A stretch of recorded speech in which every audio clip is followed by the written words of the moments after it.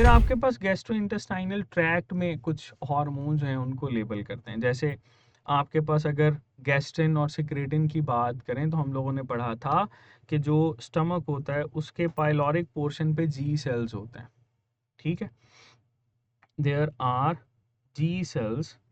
और ये जी सेल्स जो होते हैं ना बेटा, ये आपके पास गैस्ट्रिन हार्मोन की प्रोडक्शन करते हैं, गैस्ट्रिन हार्मोन की प्रोडक्शन करते हैं। ये गैस्ट्रिन हार्मोन जो होता है वो अल्टीमेटली जाके फिर गैस्ट्रिक जूस जो है उसकी प्रोडक्शन करवाता है। क्लियर? अब सवाल ये पैदा होता है कि ये जी सेल्स को स्टिमुलस कौन देता है?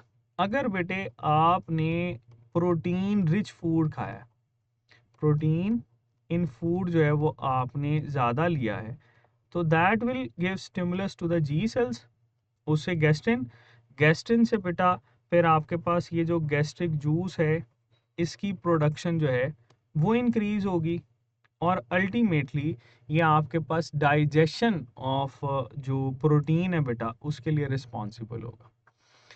जो सिक्रेटिन होता है ये बेटा एस सेल्स, इनको हम लोग बोलते हैं एस सेल्स ऑफ ड्यूडिनम, ठीक है, जो स्मॉल इंटेस्टाइन है उसके एस सेल से बेटा ये सिक्रेटिन हार्मोन प्रोड्यूस होता है।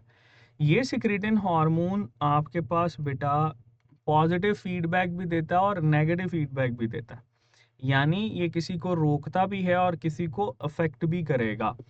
पॉजिटिव फीडबैक किसको देता है, यानी उसकी सिक्रेशन को प्रमोट करेगा, वो दो हैं बेटा।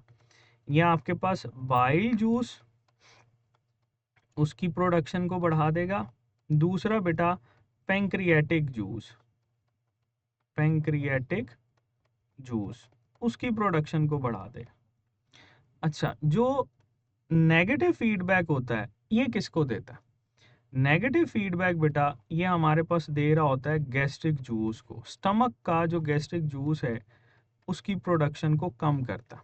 तो दैट इज इम्पॉर्टेंट, पॉजिटिव और नेगेटिव के लिहाज से आपने याद रखना है। अब सवाल ये है कि इन एस सेल्स ऑफ ड्यूडिनम को स्टिमुलस कौन देता है? एसिडिक काइम, ठीक है, एसिडिक काइम।